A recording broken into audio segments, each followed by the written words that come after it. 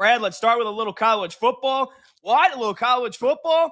What? A little college football? Yes, a little college football. Why? Because Curt Cignetti, that freaking dude, TFD, that freaking dude, you win, you get paid.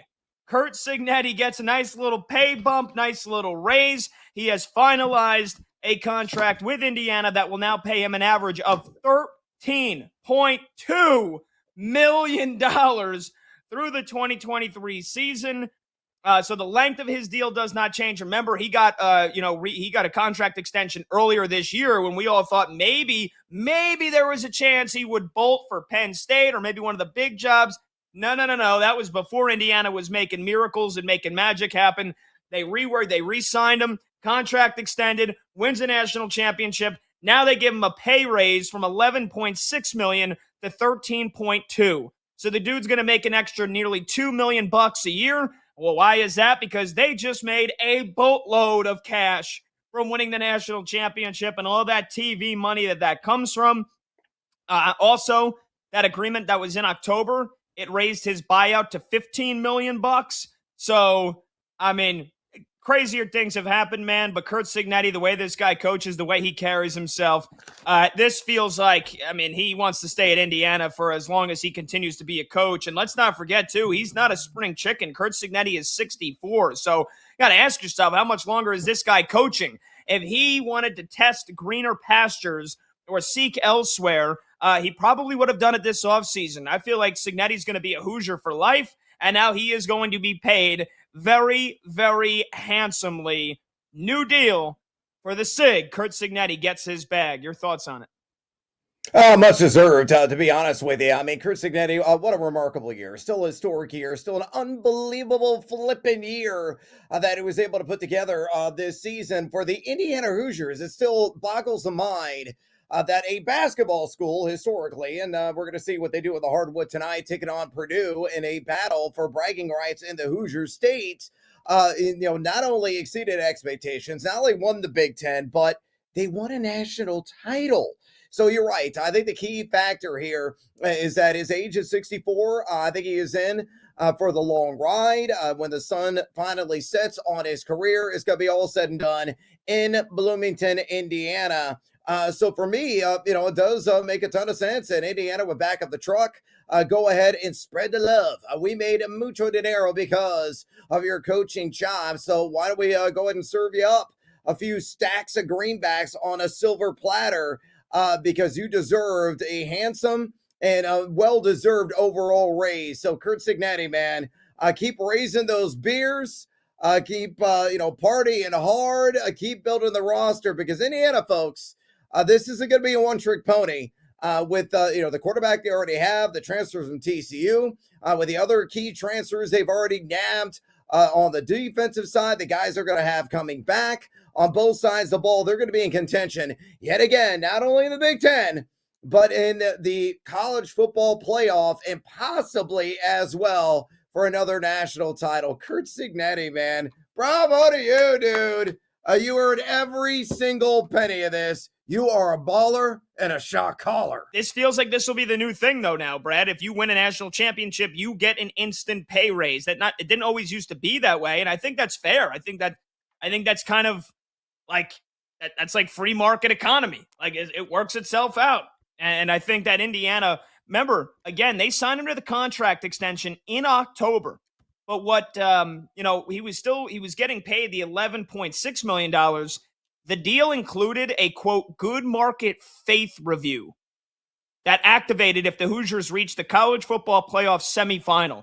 Basically, they put in his contract like, hey, you make the semifinal, we're going to pay you even more, right? Like, here is your direct incentive right now, and it's not just for this year.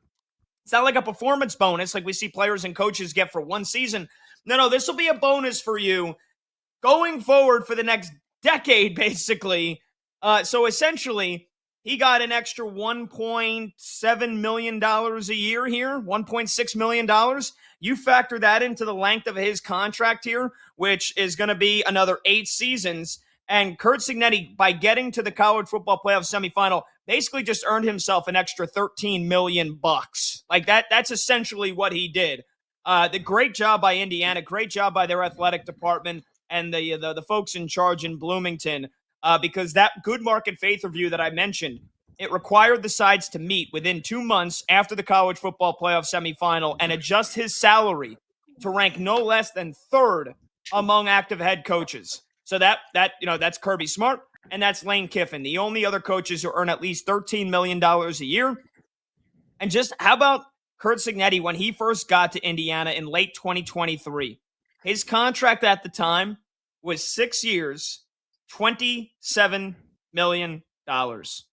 Wow. So he was making about, what's that, $4.5 million a year coming over from James Madison. That's a dream for most college coaches, to go to a Power 4 conference school, go to the Big Ten, and earn almost $5 million a year. He's nearly tripled that salary now in just 2.5 years. It's quite remarkable, the numbers and the facts and the figures that this story keeps producing. It's going to go down. I don't care if they never make it back to the college football playoff semifinal. I don't care if they never win another title, get it back to the title game. What he has done just here in the last 2.5 years, it's one of the greatest sports stories that I can remember in my entire life. And I don't think that's hyperbole, Brad. Not remotely hyperbole in my estimation. Look, I went to a couple of Indiana games, and I was a number of years ago during the Antoine Randall L years. That's how far back that we are going. And I can tell you, they had one of the most exciting players in college football, a guy that was in the Heisman Trophy race. But they're only, probably filling 60-70% of those stands in Bloomington, and they've made a ton of upgrades. They've enclosed one of the end zones. They've added seats. They're going to put nothing but butts in the seats. They're going to be jam-packed every college football Saturday. So, yeah, he got a massive hike in salary, but they're going to make it back probably tenfold. Not only in television right deals that they're going to get a handsome slice of that pie the Big Ten has, but just putting butts in the seats. People are going to be spending money on tickets. People are going to be spending money on concessions. They get raised the ticket prices, and people are like, yeah, we'll pay it. We were national champs. We don't give a damn right now. We will give back to the wonderful University of Indiana football program because they're that damn good. So, again, it just proves when you win, you make profit, you make dinero, and they're passing on that good fortune to Cignetti, who, again, is the reason why, not the sole reason, the players deserve a whole lot of credit, but the primary reason why they have ascended into waters and into space that nobody thought previously they could explore. So it is a stunning and amazing story from rags to riches, to say the least. And again, Indiana, if you're buying this, is going to be a one-year wonder. If they are going to be the Dexys Midnight Runners, to give me an old school 80s band, one-hit wonder reference, the Come On Eileen group, they are not going to be that. Indiana is going to be top in the charts probably multiple times over the next 10 or so years with Cignetti at the helm.